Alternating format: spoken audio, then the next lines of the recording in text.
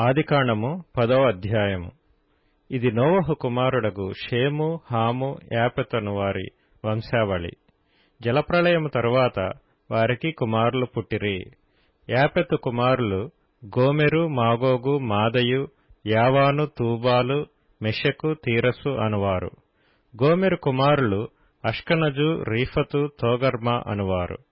యావాను కుమారులు Elisha, తర్షీసు, కిత్తీము, Dodanim అనువారు. వీరి నుండి సముద్ర తీరమందుండిన జనములు వ్యాపించెను.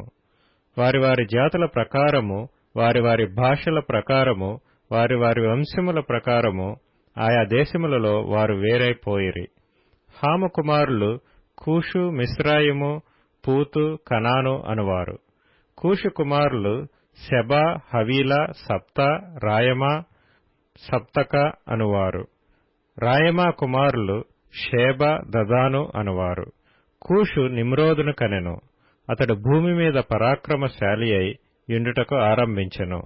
అతడు యెహోవా ఎదుట పరాక్రమము గల వేటగాడు. కాబట్టి యెహోవా ఎదుట పరాక్రమము గల వేటగాడైన నిమ్రోదు వలె అను లోకోక్తి కలదు.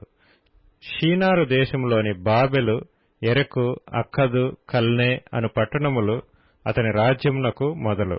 ఆ దేశములో నుండి అష్షూరుకు బయలుదేరి వెళ్లి నినివేను, రహోబోతీరును, కాలహును, నీనివేకును, కాలహుకును మధ్యనున్న రెసెసును కట్టించెను. ఇదే ఆ మహాపట్టణము. మిస్రాయిము, లూదీయులను, అనామీయులను, లెహాబీయులను, నప్తుహీయులను, పత్రుసీయులను, కస్లుహీయులను, కప్తోరీయులను కనెను. ఫిలిష్తీయులు కస్లుహీయులలో నుండి వచ్చినవారు. కనాను తన ప్రథమ కుమారుడగు సీదోనును, హేతును, యెబూసీయులను, అమోరీయులను, గిర్గాషీయులను, హివ్వీయులను, అర్కీయులను, సినీయులను, అర్వాదీయులను, షెమారీయులను, హమాతీయులను కనెను. తరువాత కనానీయుల వంశములు వ్యాపించెను. కనానీయుల సరిహద్దు సీదోను నుండి గెరారుకు వెళ్ళు మార్గములో గాజా వరకును, సొదొమ, గొమొర్రా, అద్మా, సెబోయిములకు వెళ్ళు మార్గములో లాషా వరకును ఉన్నది. వీరు తమ తమ వంశముల ప్రకారము, తమ తమ భాషల ప్రకారము, తమ తమ దేశములను బట్టియు జాతులను బట్టియు హాము కుమారులు. మరియు ఏబెరు యొక్క కుమారులందరికీ పితరుడును పెద్దవాడైన యాపెతు సహోదరుడునగు షేముకు కూడా సంతానం పుట్టెను. షేము కుమారులు ఏలాము, అష్షూరు, అర్పక్షదు, లూదు, అరాము అనువారు.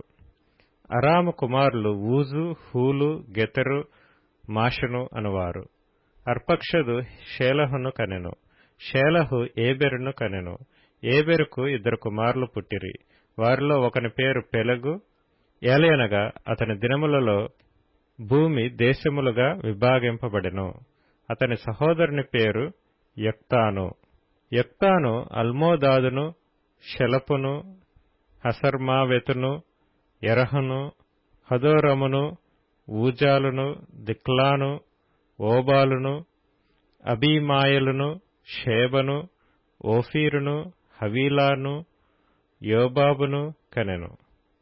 వీరందరూ యొక్తాను కుమారులు. మేషా నుండి సపారాకు వెళ్ళు మార్గములోని తూర్పు కొండలు వారి నివాస స్థలము. వీరు తమ తమ వంశముల ప్రకారము, తమ తమ భాషల ప్రకారము, తమ తమ దేశములను బట్టియు తమ తమ జాతులను బట్టియు షేము కుమారులు. వారి వారి జనములలో వారి వారి సంతతుల ప్రకారము నోవహు కుమారుల వంశములు ఇవే. జలప్రవాహము గతించిన తరువాత వీరిలో నుండి జనములు భూమి మీద వ్యాపించెను.